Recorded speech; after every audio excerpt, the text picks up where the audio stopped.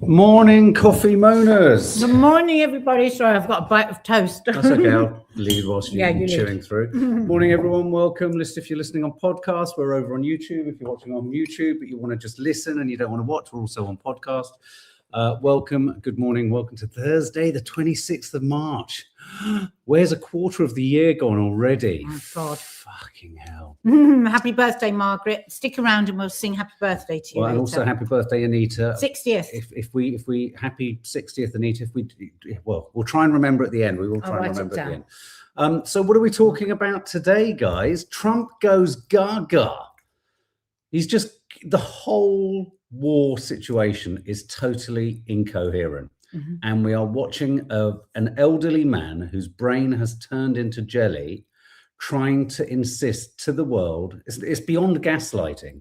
He's trying to insist to everyone, including Iran, that they've lost the war and that they need to strike the deal. Even though everyone everywhere else in the world is going, this isn't happening. So but he's had a lifetime of just writing the story that he wants for his own life, hasn't he? Yeah. So we're going to talk about that. We're going to talk Netanyahu silences questions from a journalist. He's just, the idea that Israel is a democracy is an absolute joke. Iran keeps making Lego movies. And YouTube and Meta have been deemed and found to be addictive. They've been found guilty. It's an amazing story, this, isn't it? Really, really is. It's a big story. It's a big story. And they're going to have to pay an awful lot of money. So there's a number of teenagers that have taken Meta to court for saying that they have created something that is addictive. Fascinating. So this could be our last ever broadcast if they remove the algorithm or whatever. But yeah, so we got all those to talk about. How are you this morning, Nads? Well, I've had a really mixed morning. Started off nicely, but then I was, like so many of us are, just hijacked by a video that popped up in from Palestine, and it was an old man so severely beaten by the settlers sitting in a wheelchair, and it did me in. I just didn't know where to put it this morning. So I did actually go and do a video. I went upstairs. I don't think you know. I went upstairs and did a video that I'm going to upload later because I just couldn't stop. No, I didn't quite know how to come for you either because I was just. We are being asked to process so much that is unprocessable because it is so evil. And today, I mean, I've gathered myself back, but like I was just saying on Instagram, it's like when we say, I don't know how I'm going to get through today. It's not in like, oh, wow, how am I going to get through? Because of course there are people getting through today in the most horrendous circumstances. I mean, how will I play today to be able to do today without wanting people to talk about this or like asking anything of anyone or asking people to be engaged? And yeah, so anyway, that video is going up later if anybody feels the same way today. How do we do the day when we are trying to process so much horror? So excuse me, one second, guys. I've just got to see a bit of blur on that here. Good. Keep the blur on, love. Yeah. Looking rough. I know what you mean. I mean, oh God, how many times have we said there are no more words, there are no more responses, and then something even more horrific pops up and makes us feel that even more.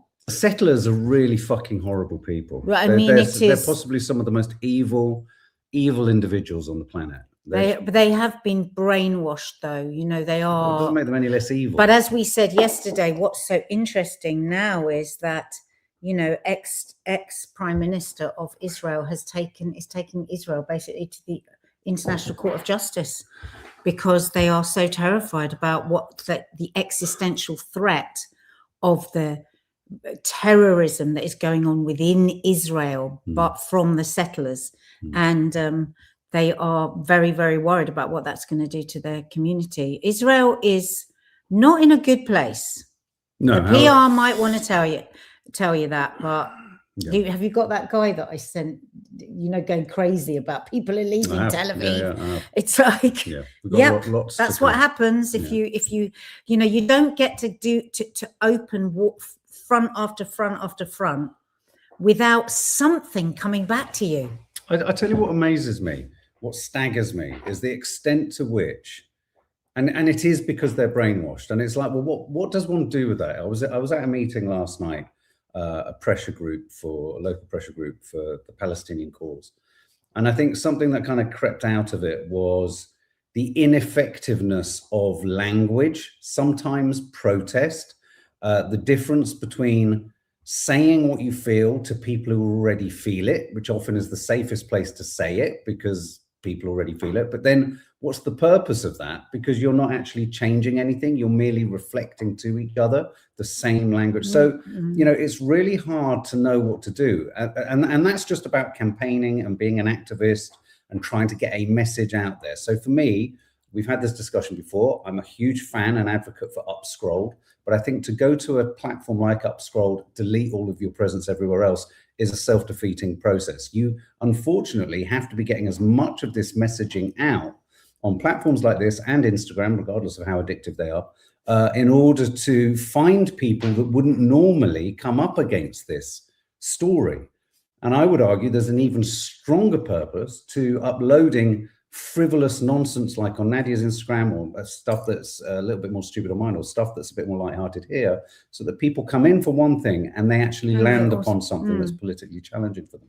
Yeah, that's one thing. Then you start to tilt towards the total irrationality and lunacy and totally unhinged and unanchored to any concept of reality of not just the settlers, but they are the extreme expression of a lot of America and the vast majority of people in Israel. This isn't just one group of settlers. They totally agree with the settlers. Yeah. Gabrielle here just says, powerless. We feel powerless. And that is so hard. So, you know, it is about looking for where you can get, it's accepting the things that you can't change, isn't it? It's like, there are something, I can't undo what happened to that man in that wheelchair today. No. But what I can do today is to just hopefully reach somebody's heart, you know, and then they reach somebody else's heart, and I have to accept that that's as far as it can go. You know, we're activists, we go on marches, we do all that, but yeah, it's very hard looking into the face of evil day in, day out, isn't it? Yeah, and also, I mean, even, you know, circling back to this idea of campaigning for the Greens, representing the Greens within a system. In case you missed it yesterday, Mark is now in his campaign moment for councillor for the Green Party. I'm not actively campaigning now, though, in this live. But no, the thing I do want to say is that part of the inherent contradiction is that one of the things I know I'm already going to encounter that is difficult is arguing for the fact that the system as it is doesn't work. And how does one dismantle it? How does one challenge it? How does one question it? And how does one get people, you know, just people going about their ordinary lives? How do you get people to engage with that and not see it as something that's both extremist, conspiracyist, all this kind of stuff? And so what I'm trying to say is, like, last night, a brilliant woman came from an organization, I've lost the name of it, Civ the System or something like that, as in civilizing the system. And she was saying that, you know, when you say to people, you know, I'm campaigning for Palestine, people often say, we hear it here, we get it in our inboxes all the time. People complaining, it says Jan Pitts, are posting miserable content. And the most common one, which is, why don't you worry about the North? I don't hear you talking about, if I get a pound for every one of those, why don't you campaign about something closer to home? This is going to be as close to home as you want it to be when you vote for reform. Yep. If you can draw a connection between, this is what I was saying last night, Palestinians, all the other awful genocides in the world, the Sudan, the Congo, you know, every Iran, other, Lebanon now, third highest population displaced in the world. But it's happened already this year to Americans. And I'm not, again, hierarchizing Americans to be more important, but it strikes me that the world only fucking listens when white people who look like us, let's think of Ukraine, things affect them. Suddenly all bets are off and everyone has to suddenly listen. Well, it's happening to white Americans.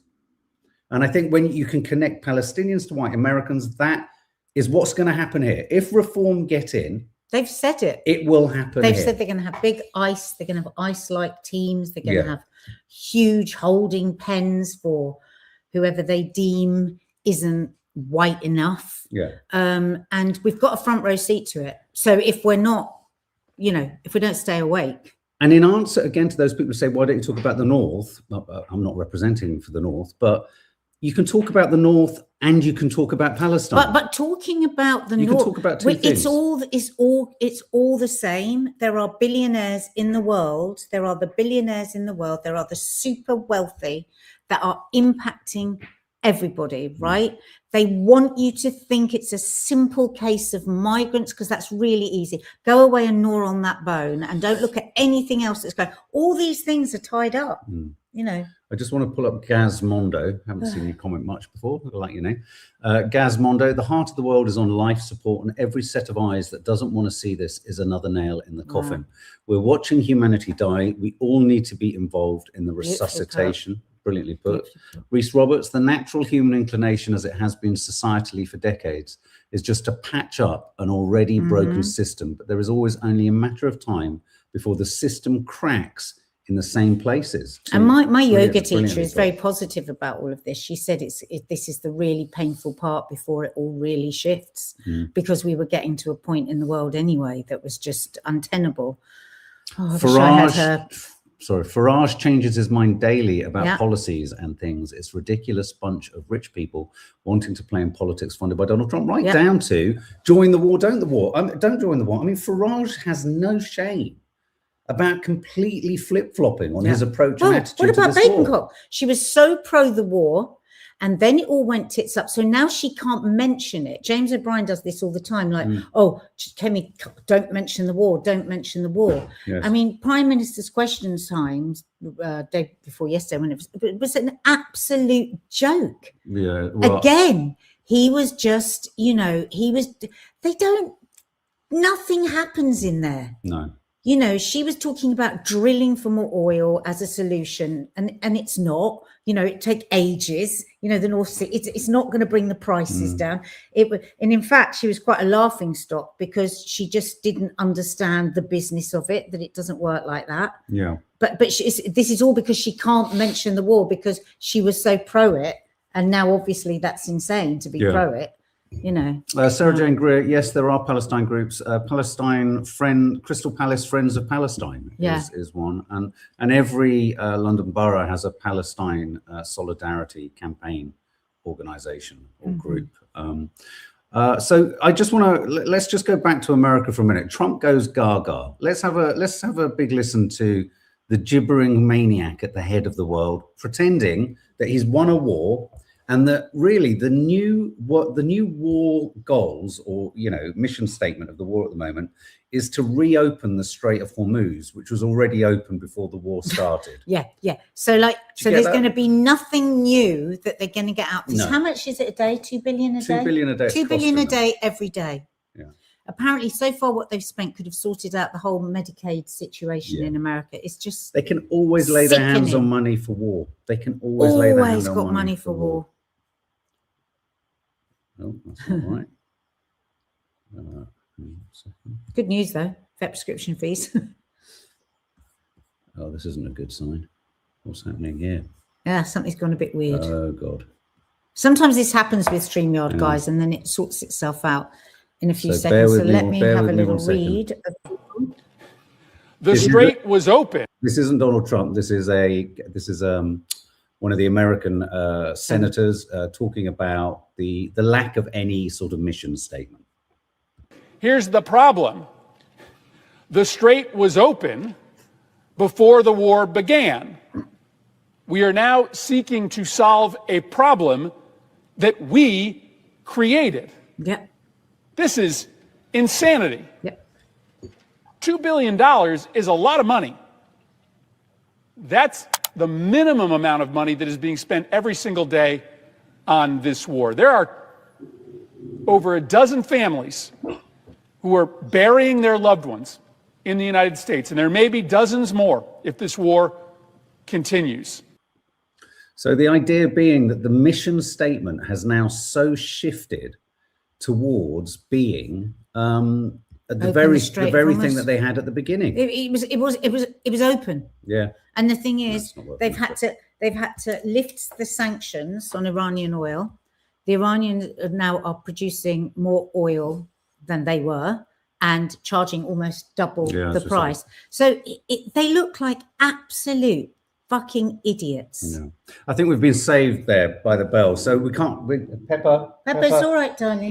We're going to show you Caroline Leavitt instead of Donald Trump. It was a very sort of sinewy. You saw it. I didn't get a chance to see it. Press conference, wasn't it, yesterday? We're beginning to see the regime look for an exit ramp. They recognize they are being crushed. Their ability to attack American and ally forces, as well as their ability to defend their own territory, is dwindling literally hour by hour. Following President Trump's powerful threat on Saturday evening, it was made clear to the United States that Iran wanted to talk. President Trump is willing to listen.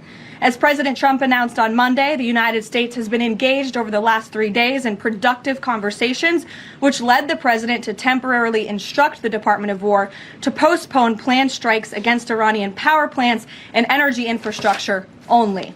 The remaining elements of the Iranian regime have another opportunity to cooperate with President Trump, permanently abandon their nuclear ambitions, and cease actively threatening America and our allies. Satire is dead, says James Thompson. You're absolutely right. All that's happening here is America vile. And Caroline Leavitt are just screaming louder and louder what they want the situation to be. And you should see the way she snapped at somebody that asked a perfectly decent question. Yeah, this is not what the situation is. They are literally telling us how they want it to be. I mean, it's the same level of delusion and myth making that's occurring in the minds of Zionists throughout Israel. And what genuinely scares me about this, you can't get them with satire, you can't get them with argument, you can't even get them with policy. We're being left with fewer and fewer choices as to how do you engage navigate with complete it's beyond lies. Yeah. It's not even lying. And yesterday, one of the speeches, one of these ones, he loves to do it under his great big plane, doesn't he? Yeah. Or at the door of the toilet. He seems to think that that's very macho, Trump. And he, in one sentence, he contradicted himself 3 times in one sentence, back and forth. And I do oscillate between, is this all so unbelievably planned? I know. It's just mix everything up so much that nobody, and make everything so outrageous, so immoral, that people are constantly trying to get themselves back standing upright so they can start to unpick it. But then they mess it all up again. It's like, can I ask something else? I wonder whether we're in a completely different situation here, where does almost everyone on the planet, bar Israeli supporters, the Israeli regime, and those who support, because not everyone in America, we get it, supports this America, is everyone else on the planet aware that they're talking absolute shit? And given the extent to which Israel and America are so fantastically disconnected from any sense of reality, and yet overwhelmed with total egotistical entitlement, are they even aware that they're peddling in lies? I mean, when Caroline Leavitt stands up there and is so vicious in her responses, is that because she truly believes it? Or she secretly knows and she gets a buzz out? What do you think? Does Caroline Leavitt, let's just have a little moment on that. Does Caroline Leavitt know she's lying? Or is she such a fantasist, so obsessed with Trump? Oh God, I saw her in a coquettish video the other day, behind the scenes, social media. Oh, and it was absolutely repulsive. She was talking about how all the guys you get to meet in the White House. She was like this coquettish schoolgirl, like all excited about all the rich and powerful men. The other end of the spectrum could be this. Everyone close to Trump knows he's mad, bad, and this has all gone wrong. But they are so deep into this, for their own survival, they have to just keep going with it. Because if they were to kind of call any potential to say, like, Joe Kent did, his head of, whatever it was, counterterrorism, You know, are they so deep in that they can't acknowledge any part of their culpability, because otherwise it will leave them vulnerable legally? Yes, it's like start to unpick and it will all fall apart. Yeah, exactly. I mean, yes, and you'll be cut from the cult. I was watching yesterday, there's a lot of these doctors and psychiatrists that will come out and say, oh, he's got Alzheimer's, you know, and you have to discount them really, because you shouldn't be doing that. But there was a very sane and measured one the other day who would not go into that. Yeah. But he said, this would be, all the symptoms that we're seeing would be something that you would want as a doctor to investigate. Like yesterday, did you see him in Graceland signing? Oh, I saw it a couple of days ago. Yeah, and she was talking, the woman was talking to him like, and you thought, oh my God, he's in a hospital. The way he was talking to her like he was a small child, you know, and him being all excited that he could sign managed his name. He managed to sign it, and it stayed on. It looked good. I mean, and I had the clip, but it was too long. He's jumping around Graceland, you know, and it's like, I think it was Gavin Newsom yesterday said, is this the president that we have whilst there is a war going on? Jumping about, socializing, going to parties, it's all irrational. And this doctor was saying as well, the muddled thoughts, the change of thoughts in the middle of like that, and we don't know who the top people are, but we're talking to the top people, all that sort of stuff are indicators to have a further investigation into mental health. Well, let's just I'm going to show you a clip that's deeply disturbing in a minute. But could it be that they all know Trump is gaga, going back to our title today, but the people behind Trump, like Stephen Miller, etc., not only need him, are actually much more in control. That's what I using him, like whenever, because do you remember always it used to be said, careful what you wish for. If you don't have Putin, there are many more that are worse. Okay, well, let's park Putin to the side. At the moment, he seems like a rational state leader comparatively. Yeah. But Netanyahu, you know, we know just from what we see, and we've got some clips. He's a useful idiot to them. Yeah, Netanyahu is not. Netanyahu is. There's far worse. Hutchie Boy says, yep, Project 2025 is in full swing. And the thing is, these people, like Stephen Miller, apparently is very, very, very smart. Yeah. Right? He played the long game with Trump. Yeah, and why he's so bored now. Yeah, you know, he's so hungry with his racism to get everyone thrown out. But you know, there are people definitely that are. They can't control him completely, of course, because he's completely hubris. Yeah. So I think. I think that he goes terribly and scarily off script, and I'm sure you see him sometimes when he's standing outside the toilet on Air Force One. Yes. You see Caroline Levitt like in the background like this. Yes. You see them like looking really anxious about what he's going to say. So I think he's the useful idiot to them. I really do. Okay, I'm going to play you something that's deeply disturbing. We asked them as well. I am. But whilst you just share your thoughts now, but I want to show you a clip that I've extended, duplicated, and repeated. This was uploaded to the White House Instagram account in the past 12 hours. Help us, I hate these. Well, one just has to pay attention. Just pay attention to it for a minute, because it's very, very odd.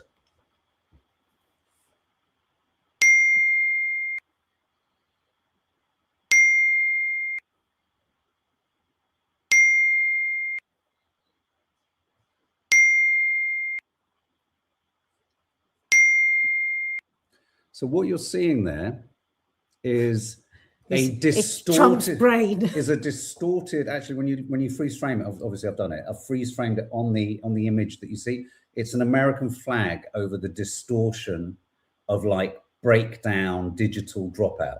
So is it meant to have been posted? It's not an accident. It's been posted. Now something else was posted. But what does it mean? This is what I'm asking. Oh, sorry. I don't know what it means. That's what I'm asking. Because I think it's a mistake.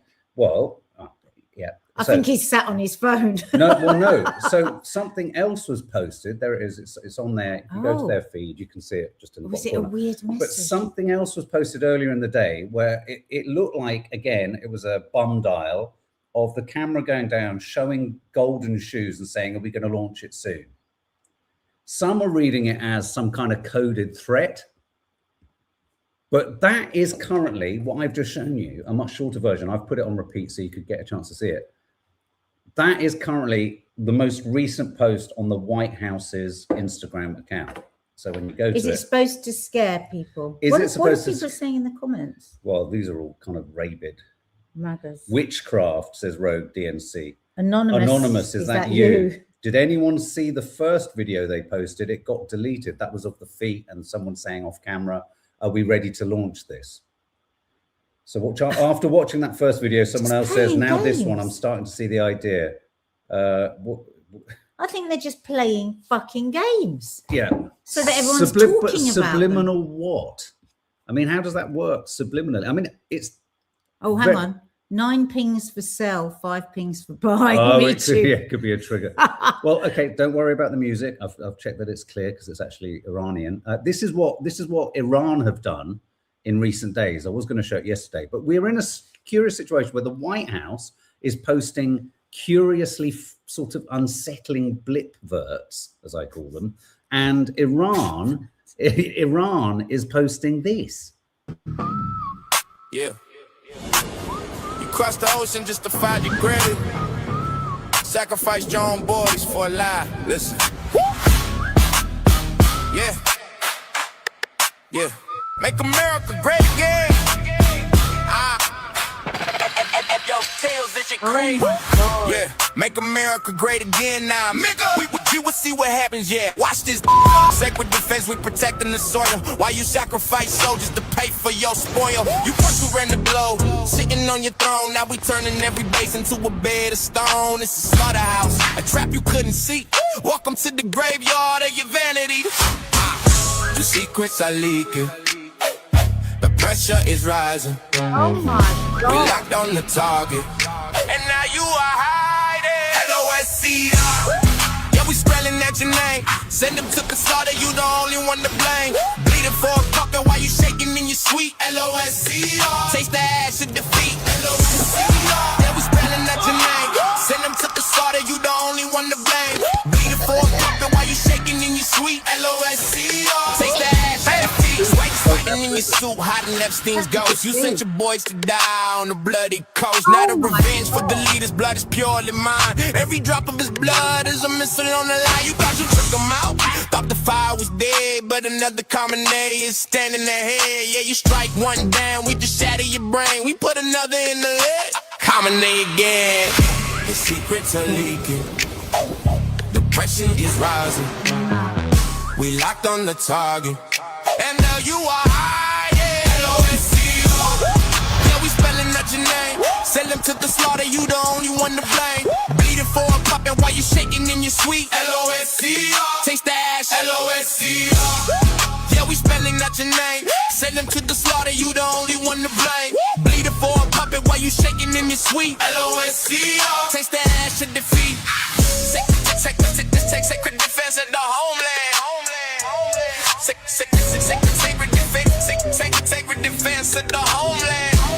Sacred defense of the homeland. The slaughterhouse is open. LOSCR. Oh my God. Now, there will be column inches on how, threatening, how this, how that. But I was just watching again, Smeg Breath. I've got that clip of him. Yeah, I think it's good. Should we show? Let's show. Let's go straight to Pete Smegbreath, who started this rhetoric. Mr. President, you're spot on. Never in history has a modern military. Iran had a modern military, a modern navy, a modern air force, modern air defenses, leadership, massive bunker. Never has a modern military been so rapidly and historically obliterated, defeated, from day one with overwhelming firepower. The air campaign that we've conducted, that Israel's conducted alongside us, was one for the history books, truly. And it's because we have a president of the United States that when he sends his warfighters out to fight, he unties their hands to actually go out and close with and destroy the enemy as viciously as possible from moment one. And that's why we see ourselves as part of this negotiation as well.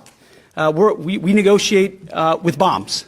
You have a choice as we loiter over the top of Tehran, as the president talked about your future. The president has made it clear that you will not have a nuclear weapon. The War Department agrees. Our job is to ensure that. And so we're keeping our hand on that throttle as long as hard as is necessary to ensure the interests of the United States of America are achieved on that battlefield. This is not Iraq and Afghanistan. This is not a president who's interested in vague end states. He's been very clear with us about what we need to accomplish, creating the conditions for them never to have a nuclear capability, and that's exactly what we're doing in historic fashion. Thank you. And don't forget, a few days ago, the president threatened to finish Iran, didn't it? What was it he said that was so brutal? Yeah. You know, a population of over 90 million. And then Heggs said, we're just going to hover over you. We negotiate with bombs. Well, it's like when Netanyahu said we're watching from the sky. Yeah, both sides, all sides are doing the blood-curdling thing back and forth, and no side is better than the other side. So, because in the middle of all this terrorizing are human fucking beings that aren't in your war games, all you sons of bitches. So here's the interesting thing. Right now, but I have to say, what incredible production. Well, incredible production. If you want to see the whole thing, go to Middle East Eye on Instagram. No, that is the whole thing. But a lot of places online have got much shorter abridged versions. I've been toying with whether we show you the whole thing or not. I know which kind of, social media campaign kind of is more sophisticated, more nuanced, more comic, more satirical, more on the money. And I hate to say it's that. Now, of course, that wasn't necessarily made by the IRGC, but it's been made by, it's Iranian made, and it supports the Iranian regime. So it's all right. So it could just be like an influencer. Absolutely, or something. a bit like the Riviera film that kind of. I wonder if Disney will be calling them. I was going to say that's the kind of weird world we live in now. Don't forget, America's lifted the sanctions on Iran's oil, so they can sell it. It's perfectly possible that Disney could get in touch with whoever made that. I'm just getting some updates on the story at the moment. Trump's made some statements just now. I just want to play you this because we have very conflicting messages coming from the Middle East. On the one hand, Trump is trying to maintain the idea there is a negotiation. They've managed to get Israel to agree not to kill the two main negotiating types. One, I think, is the lead speaker, a foreign minister, and someone in their parliament. Basically, Pakistan have asked America, this is ridiculous, it's like being at school. Pakistan have asked America to ask Israel to take the names of these two Iranian representatives. I don't want to pronounce their names incorrectly, but one of them I think is Aragachi, the prime minister. So that, can you remove them from the hit list? So Israel has agreed to removing them from the hit list. This doesn't necessarily mean negotiations are happening. Remember Netanyahu's list as he was giggling and showing who the punch list. Card. Oh, you're okay. You're not on the list. You're not on my punch card. Yeah, exactly. So you've got that going on. We don't necessarily know if any informal negotiations are happening. A 15-point list was handed to Iran by the Americans, and Iran have come back with a 5-point list. Yeah. Yesterday in the Caroline Levitt said that that's not true, that she doesn't know where people got that from. It's not a 15-point. Whether that's true or not, I don't know. Right. But they are denying that that is the next stage. What's that, Michu? Where are you getting that? The latest from White House is that there will be one final blow to end the war. Well, that can only mean a nuke. If you're talking about a final blow to end the war, you're talking about nukes. Nice. But where have we seen that? Anyway, I just want to play you this. So the conflicting stories are, Iran, not surprisingly, is saying, you want to negotiate again? You're giving us a 15-point kind of agreement to read. Meanwhile, troops are being sent over. The mobilization of troops is real. And Iran did actually say yesterday, as soon as you say peace plan, we say you're going to come for us harder, kind of thing. And that's the only. And why would look at Lebanon? They do. Lebanon is supposed to be in a ceasefire. This is all America does. Gaza is supposed to be in a ceasefire. Well, let's not forget, Israel never observed a ceasefire. They never observe ceasefires. Audie, whatever the president ultimately decides about a ground operation in Iran, all the pieces are now in the region to carry one out. And it's not just the 1,000 paratroopers. You have Marines deployed to the region, and then all the forces, the air transport, etc., that one would require to put troops on the ground, whether that be, you've heard the discussion of Karg Island, which is so central to Iran's energy industry, or perhaps along the shores of the Strait of Hormuz to secure the Strait of Hormuz. We don't know, and ultimately it's up to the president, but at least the pieces are in place. So we're left in a situation not unlike where we were 4 weeks ago before the start of the war, where you have two tracks at the same time. You have diplomatic discussions with Iran, or at least now laying the groundwork for those discussions, with an enormous military buildup. We saw what happened 4 weeks ago. The president chose the military option, saying that the talks weren't going anywhere. So we're left in that situation again. Will the president decide that the talks aren't going anywhere in his view and then deploy further military action up to and including ground forces? We don't know. I will tell you from here in Israel, there's a great deal of skepticism as to whether there is actual potential for real peace negotiations. But 1,000 troops, like he's saying, that's not enough. I mean, every general we've listened to said that. So that makes me feel it's all cosmetic. No, I agree. But apparently already in total embedded in the region are something like 50,000. Yeah, but they're saying there's so these are additional. But again, this could be a con. Thanks ever so much, YouTube, for steering me towards Axios. Axios says that is reporting the Pentagon is developing military options for a final blow in Iran that could include the use of ground forces and a massive bombing campaign, according to two US officials and two sources with knowledge. I tell you what it speaks to. This idea of mobilizing, pretending you've got a 15-point plan, having killed them each time they've stepped towards you to negotiate, speaks to just two conclusions. Either America are really fucking stupid and so stupid, or they really think Iran are more stupid and they're just not that stupid. There's such crass stupidity in even their so-called cleverness and strategizing. But maybe it's like you said, maybe the nukes, they've always, the thing is that's always the plan. Yeah. I just want to play you this clip. This is an Iranian professor who often appears on LBC remonstrating with Sheila Fogarty. I just want to demonstrate to you how frustrating and annoying and conventional some of our mainstream journalists are. Please characterization. Sorry, I started.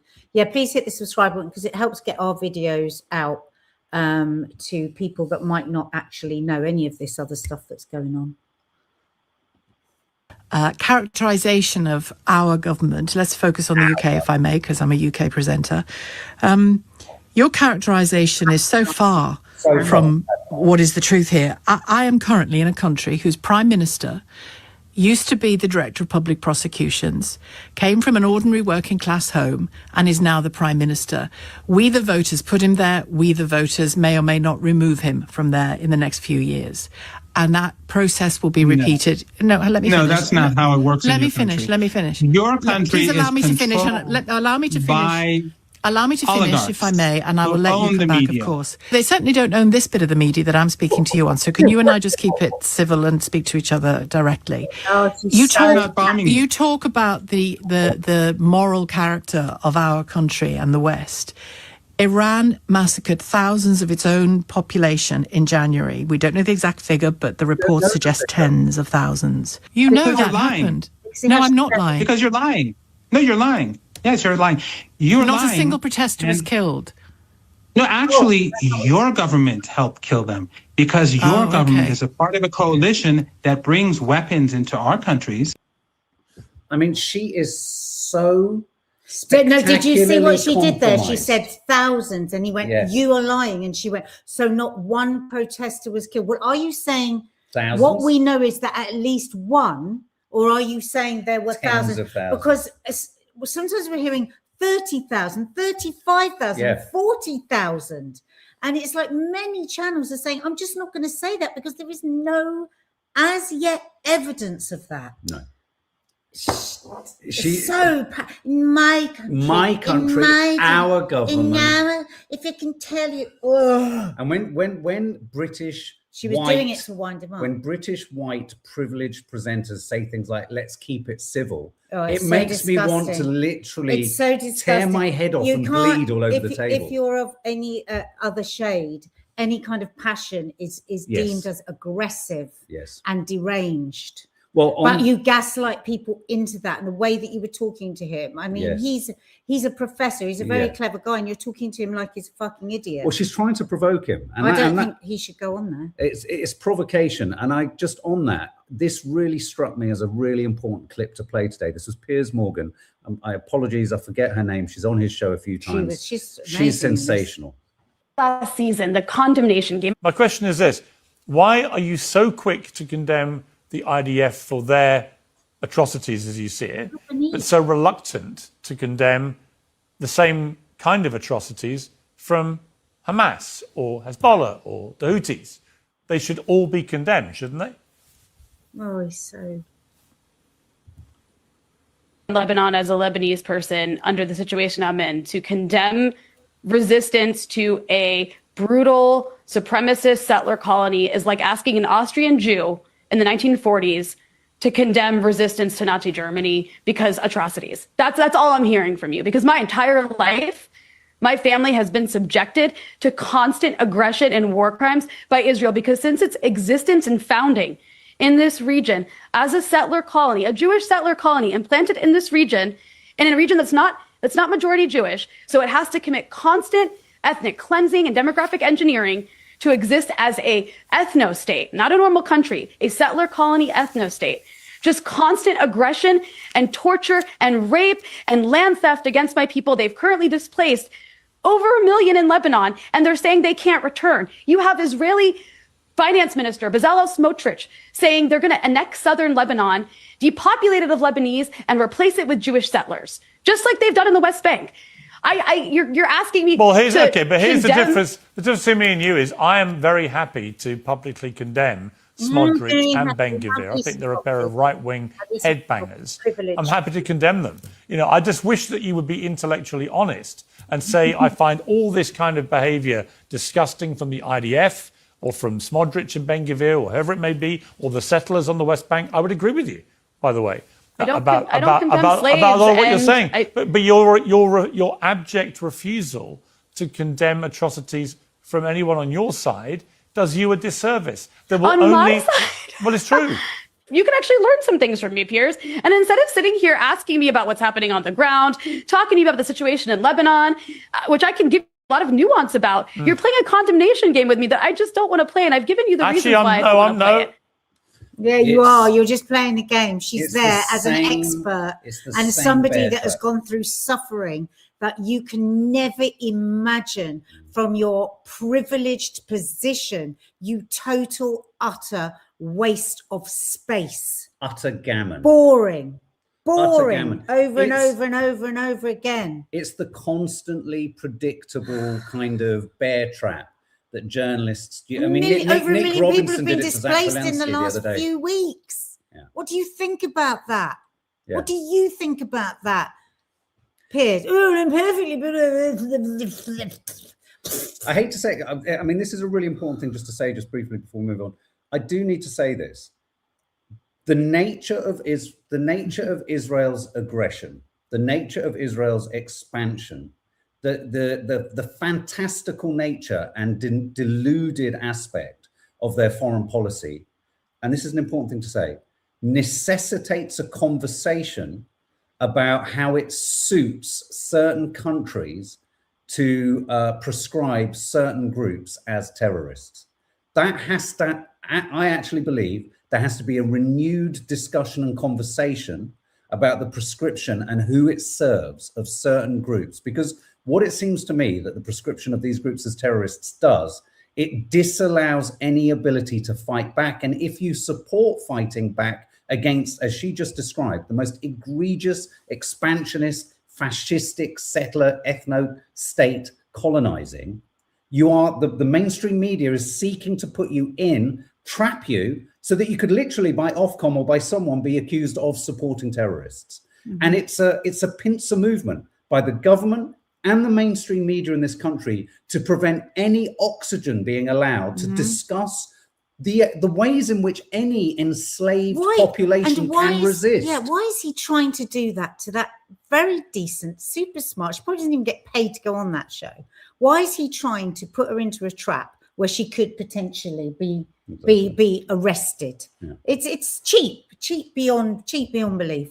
I think we're going to need a moment of brevity. Yeah, let's have some fun. Shall we have a little giggle on something? Yeah. Which ones have we got? So I've got, do you want baby? What have we got here? Sorry, I'm just finding the other ones that you brought in. We've got. Yeah. Oh, let's do that little girl. I love this her. one. Yeah. Here we go. Just playing a funny.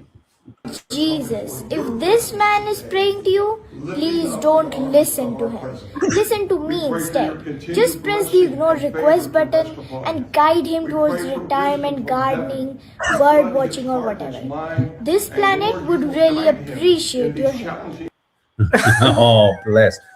For those of you listening, you're seeing how would you describe that clip? Well, she's a little girl, but she's got video playing of all that sick-making video of Trump with all the people laying hands on him and praying. She's so sweet. But she's very smart. She's very smart. She's very angry about the eco side that is going on. Right. Which is what world are you leaving us? Yeah. Let me just play. I can't play all of this, Reese, but Reese Roberts sent this clip earlier today.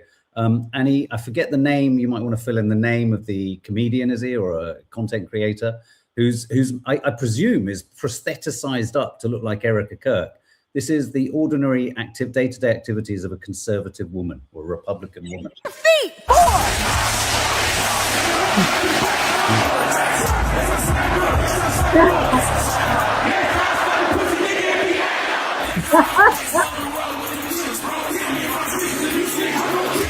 War is raging in Iran. We're praying for all the soldiers and troops. That's great that you're praying, but how about all the kids that died when the USA hit the towers? It broke my heart. That is the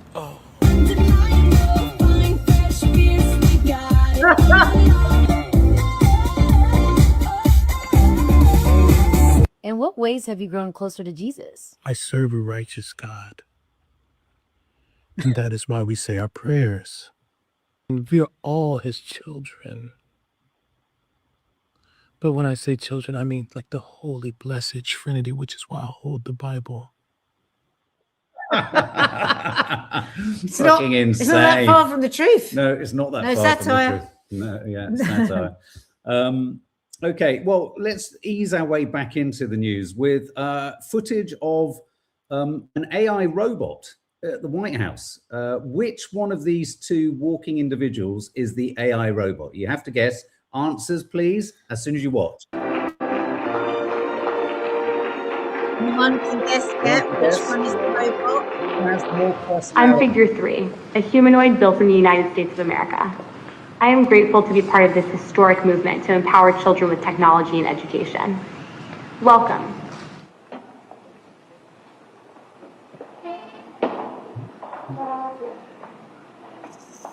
Good morning.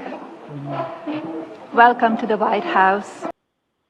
God, that's Biden's wife. That's Macron's wife. Oh, sorry. Is it Macron's wife? The robot couldn't bear to be around Melania. No, because I was thinking, God, that's Biden's wife. She used to be a teacher. I wonder what she thinks about this. I thought that's Macron's husband. Because wife. That is Melania supporting the robot, the future for the robot to teach our children.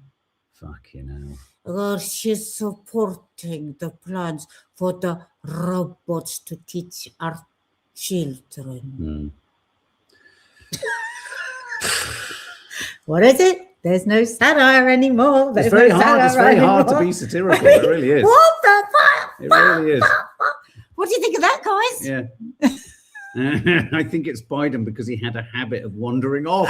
Yes, the robot is wandering off just like Biden. Mind you, Trump's doing a bit of wandering now as well. Do you remember? That's the garden. That's the new ballroom. Do you remember that? Oh God! When he had all the military there, about when he showed him his curtains? And that's true. But do you remember the time Biden walked off into the jungle? Yeah. What about the time when he just turned around and faced the wrong way, and Macron had to turn around? And then he walked into a flagpole. I miss the days of Biden wandering around. Biden, like the butcher, Biden. Yeah. Okay, let's just quickly talk. I just want to show you this clip.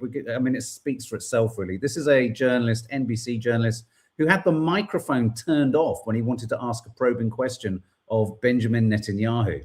Go ahead. You don't have a lot of time. Why don't? This is a war and peace here. The handlers, they took the microphone away from me, and I was like, I'm not done yet. We only had a tiny bit of notification. We had to get there and we had to come now. We go there and go through the security, and I was told that I would get a question, so they sat me in the front row. Many Americans do believe that Israel dragged the United States in this war and is now pulling the rest of the world along with it. How do you see this ending? Well, I think we have concrete goals, how to do it, how to end it. We want to, as I said, decimate the ballistic missile program, which we're doing, decimate the nuclear program, which we're doing. This canard that we drag the United States into it is not just a canard, it's ridiculous. He was really kind of talking you through why Israel went in, what its objectives are, which frankly are different to the objectives of the Americans. It's funny you mentioned that, because I believe the reason he called this small gathering of foreign reporters was to address this topic specifically, because the general consensus was building that this was Israel's idea, that this was Netanyahu's personal idea, and he wanted to say, no. This was something that President Trump wanted to do, and we are an ally. And that he didn't take convincing. Got in a second question, and you'll hear a little bit about this as well, because after I asked my question, the handlers, they took the microphone away from me, and I was like, well, I'm not done yet. I didn't exactly ask, however, why the Israel's. No, I think I only fair that this is a serious subject. This is a serious. My question. Go ahead. You don't have a lot of time. Why you don't? This is a war and peace here. Of course, but you have. There are oil fields around the world that are burning. Gas prices are going up. The war is popular here in Israel. It is not popular with many Americans. So my question was, how do you see this ending? Not why, not even when. What do you imagine the day after will look like? Well, we have achievable goals. Once we achieve our goals, then I have argued, I think, and Americans understand this very well because we're real partners. I think that what has to be done. He struggles when he isn't in control of any question heading his way. Mm-hmm. He rambles, he ambles, they are so spectacularly indulged, the Israeli regime, and I hate to say it, Israel as a nation is not garlanding itself in any fucking glory. There is an aspect to the settlers, to the government, to the regime of do not ask us anything. I mean, how many of the kind of Israeli representatives on our mainstream media throughout the intensity of the early days of the Gaza genocide would be shocked and horrified if they were ever asked a probing question? And would be really insulting to whoever the presenter was. Absolutely shocking. We must leave enough time for the social media. Yes, well, let's move on to that. Let's move on to that now. Do you have a little quick funny in between? Yeah. What have we got? Let me have a look. Should we have one of our old ones? Fill for me, yeah, absolutely. So we've got, I've been finding some old clips actually of us on Coffee Moaning through the years. This, go for that one. Oh God, here we go. Oh my God. Mark, you're not going to get it. You bastard. There's one particular one. It's just like Rowan Atkinson. Sit down and I'm put sat that down. You nearly smashed me in the face with that. Put that down.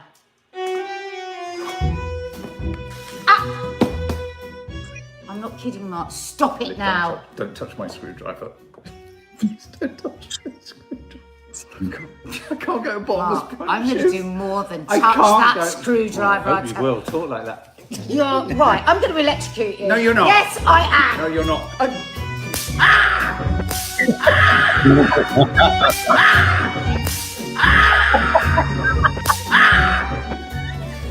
No, don't play with that. Put it down. This escalated really quickly. Put that down. That really hurt. Good. Please hit the subscribe button and check out other things that go on in this channel. We do have some fun as well as these difficult times, movie reviews, TV reviews, yummy food, gardening, travel shows, reality. So hit that subscribe button. It's free. Just briefly, as we go to Meta, this is good news. Vet prescription fees now capped at £21, and all UK vets must make their prices public. It's been an absolute racket for years. Anyone with pets just knows. Like anything happens with your pet, don't you? We all go, you go, 500 quid, God. 500 quid. Well, you're having to get into the Faustian pact of hell, aren't you? It's just like, what can we do? Okay, so big story. Meta and YouTube deemed negligent in landmark social media addiction case. Meta and YouTube found liable in landmark social media trial. Meta and YouTube designed addictive products that harmed young people jury finds. Family members of victims react to news that the jury has found Meta and YouTube liable. Families who lost fellow members from suicide due to social media addiction. So it's important to state that, because you could easily think this is just a sort of quite benign story about just kids being, but these are families who believe that the platforms were responsible for their children's addiction, you know, and mental health demise. Meta and YouTube, I think, argued or tried to argue that the problems were already there in these people's lives, and that nothing that they created on their platforms made that worse. But we just wanted to really ask you what you thought. I'll read you a little bit more about the story. Meta and YouTube have been found liable for deliberately designing addictive products that hooked a young user and led to her being harmed, a jury ruled on Wednesday. Jurors found the tech companies to be both negligent and having failed to provide adequate warnings about the potential dangers of their products. The jury awarded the plaintiff in the case damages of $6 million, with Meta to pay 70% and YouTube the remainder. It's a big case. What's that big number there? Meta ordered to pay 375 million. Where? Yeah. Oh, I wasn't looking at that, sorry. No, I just wondered. So is that per person? Because what I was really impressed with, this is a number of teenagers, Yes. aren't they, themselves, who've brought cases Yes. against them.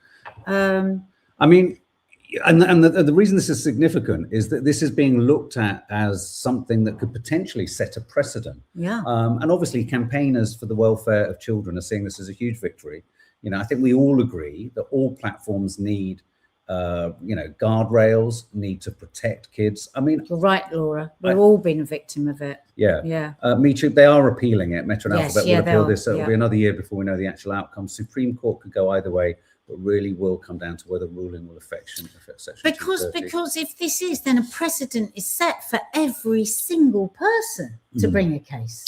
Well, I mean, it could potentially be the end of them, couldn't it? I mean, I think the concern for the platforms is, I mean, imagine if something like this, something like this could have easily been brought against television. Do you remember in the 70s and 80s, people would say to us, "Oh, you got square eyes. Square eyes. You've got brain rot. You're just telly addicts. You just sat there." I mean, you know, video nasties. Do you remember the whole video nasty thing? Addicted to And VHSs games, video games, gaming. what it was doing to young boys' brains. I do have a call. I mean, my pause for concern is I think there's a bit of both in this.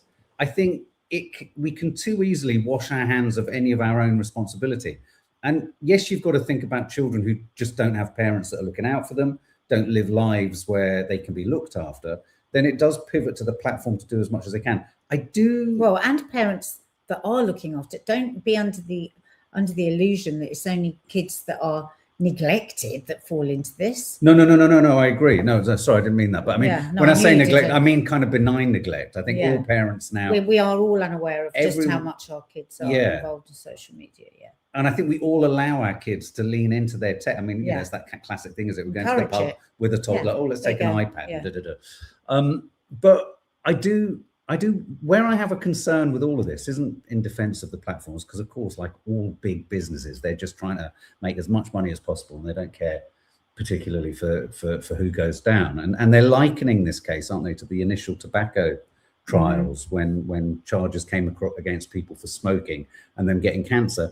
I do, however, have a pause, though, where I think there is only so much any public platform or anything that's available publicly can reach to. I mean, but they're nowhere near. They have not put guardrails in that they could. And what I worry about is if this becomes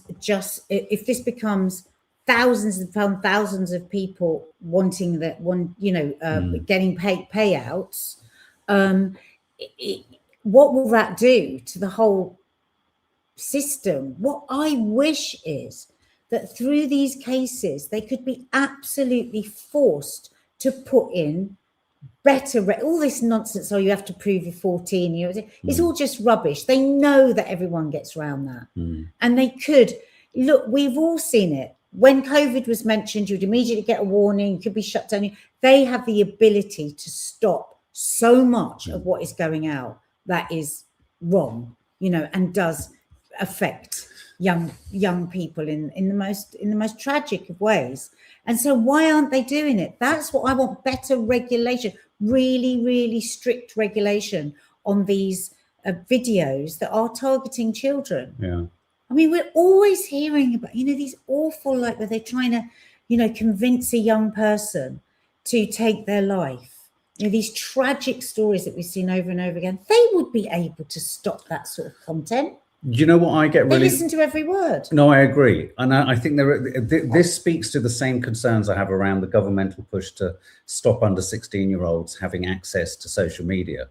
My concern with that is that in the same breath, they want to allow kids to be able to vote at 16. Well, how can a kid at 16 vote if you've essentially removed one of the most mainstream prevalent forms of dissemination of news, of information, of ideas, of alternate ideas? Someone's just said here, the mainstream media, what you see on the television box is brainwashing and propagandized. Yeah. As we now know, we know that, let's just stick with the American broadcasters. They are all virtually owned by, the Ellisons, aren't they? Trump's biggest donor, supporter of the IDF. So my concern with this is this: there will be the families involved, there will be lawyers, there will be campaigners who have all the best interests of the children and the families at heart. And but my big concern is this will be exploited by the system to curtail the freedoms of social media platforms. Because, as Michib says, it'll only take a third of $1 billion lawsuits, and then advertisers could get a little bit nervous about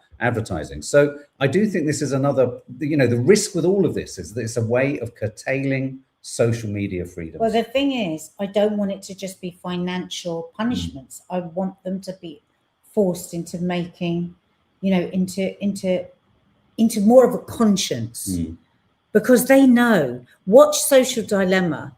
It's a brilliant documentary. It was made quite a few years ago now, but it's all Meta people and talking about the manipulation, the hard, cold facts of the way that it works. Now, none of them will allow their kids to have iPads or phones or go on social media. They know what they're doing. Yeah. I mean, I think if the social media platforms, I mean, in a weird way, I think before social media platforms being sort of closed down or sort of, legislated into a corner, I think what would have to, I think that algorithm could do a lot about their algorithm, not simply pumping as rapidly, nor just the same type of content.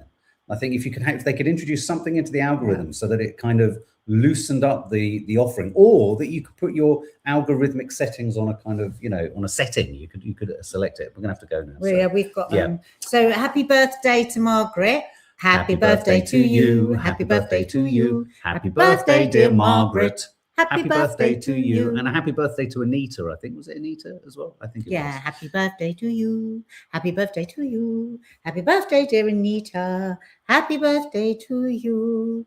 Sorry, we have to suddenly go because I've got to go somewhere. But again, please hit the subscribe button. It helps us out, and we will see you later. Yes, thanks, guys. Thanks for